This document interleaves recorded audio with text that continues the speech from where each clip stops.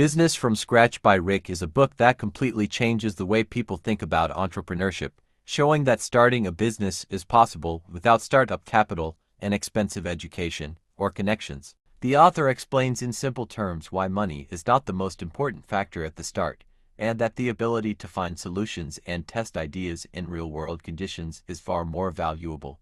He thoroughly examines every stage of launching a business, from finding a niche and first customers to managing finances and scaling. The book is filled with practical examples, real case studies, and methods that truly work.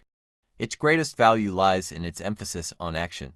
The author doesn't just present theory but encourages the reader to think about their possibilities and take the first step. Rick begins by debunking business myths that prevent people from getting started. One of the biggest myths is that you need a large amount of capital to start. The author demonstrates that money can actually be a hindrance. When you have unlimited resources, you tend to spend them on unnecessary things instead of focusing on key tasks. He provides an example of a beginner entrepreneur who invested all his savings in producing a complex technical device but failed to find buyers. In contrast, another entrepreneur first tested demand by placing pre-order ads and only invested in production after securing enough orders. This allowed him to avoid unnecessary costs and become profitable right away. The author explains that a startup's greatest asset is not money, but the ability to find creative solutions. For example, if you don't have money for inventory, you can negotiate with suppliers to use a dropshipping model. If you can't afford an office, you can work remotely. If you lack funds for advertising, you can leverage viral marketing strategies and partnerships. Another crucial aspect is niche selection. Here, the author emphasizes that you can't just choose any popular industry and hope for success. The key to a profitable business is solving a specific problem. For example, if you want to sell clothing, simply selling t-shirts is a bad idea because competition is enormous. But if you create t-shirts with unique prints for fans of a particular TV series or theme, you will already have a niche with less competition and higher chances of success. Rick shares the story of a man who wanted to sell sports bags but faced intense competition. After conducting market research, he discovered that many female fitness enthusiasts struggled with bags that lacked compartments for shoes and wet clothes. He then launched a line of sports bags specifically designed for women, and his sales skyrocketed. This is an example of how important it is to understand your audience's needs and find unoccupied niches. Another key topic is how to attract customers when you have no budget for advertising. The author explains that traditional marketing strategies are not always suitable for startups because they require large investments.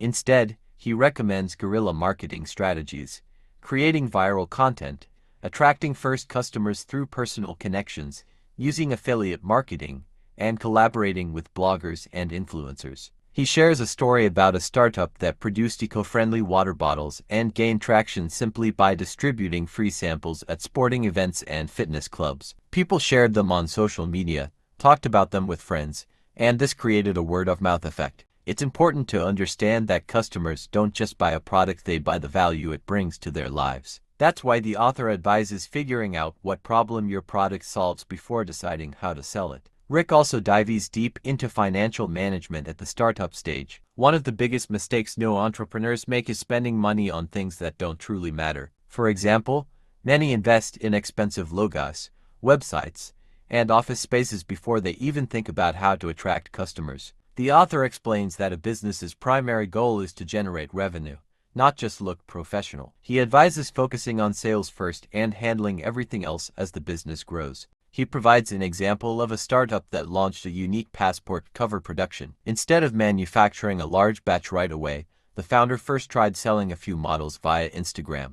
When he saw there was demand, he then invested in full-scale production. Additionally, the author explores the topic of time and energy management for entrepreneurs. He explains that many beginners waste a tremendous amount of energy on things that don't produce results, such as endless learning or perfecting their product before launch. The key is not to get stuck in one stage but to move forward to the next step. For example, if your product is already sellable, don't delay the launch just because you want to add more features. It's better to release a minimum viable version and improve it based on real customer feedback. Rick shares an example of a company that was developing an app but kept delaying its release by adding new features. By the time the product was finally launched, the market had changed, and competitors had already taken over. This illustrates that speed is more important than perfection. Rick also delves into the importance of networking and relationship building in business. He emphasizes that who you know can often be just as important as what you know. Many successful entrepreneurs didn't start with money but with strong relationships and partnerships that opened doors for them.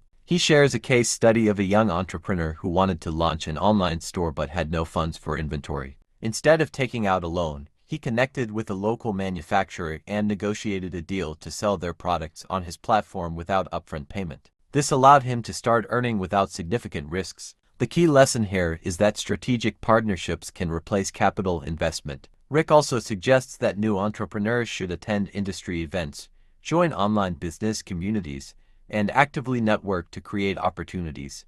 He explains that even a single valuable connection can lead to funding, collaborations, or crucial advice that can accelerate business growth. Another crucial insight from the book is the importance of customer feedback and adaptability. Many entrepreneurs get emotionally attached to their initial ideas and refuse to pivot, even when the market clearly demands something different.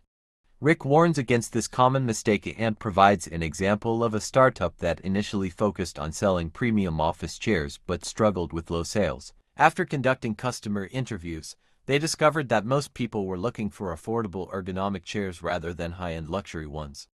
The company quickly shifted its focus and started offering budget-friendly ergonomic chairs, leading to exponential sales growth. This demonstrates that listening to customers and being flexible is essential for success. Rick advises entrepreneurs to actively seek feedback, conduct surveys, and track customer behavior to identify opportunities for improvement and innovation. Rick also highlights the power of storytelling in business, a skill that many entrepreneurs overlook. He explains that people don't just buy products, they buy emotions, values, and stories.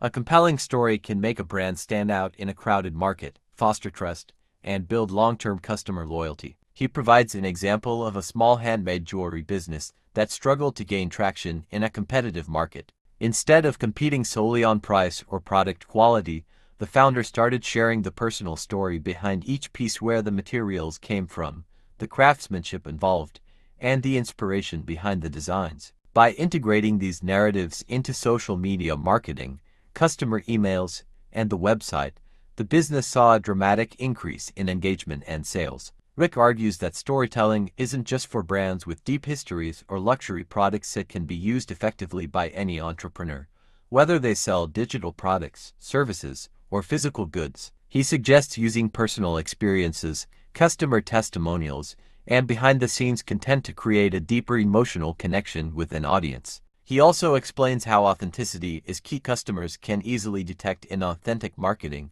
so founders should focus on real, relatable, and engaging narratives. Business from Scratch is not just a book, it's a guide to action. It teaches that business success doesn't depend on startup capital but on the right mindset, adaptability, and the ability to find opportunities where others see only obstacles. If you really want to start your own business, don't wait for the perfect moment. It will never come. Start with what you have, test ideas, find customers, and improve your product along the way. Thank you for listening to this breakdown to the end. If you enjoyed it, be sure to subscribe to the channel, like the video, and leave a comment about what other books you'd like us to review. Share this video with friends who might find it helpful. And remember, you can start your business today, even if you have no startup capital. The key is the right approach and persistence.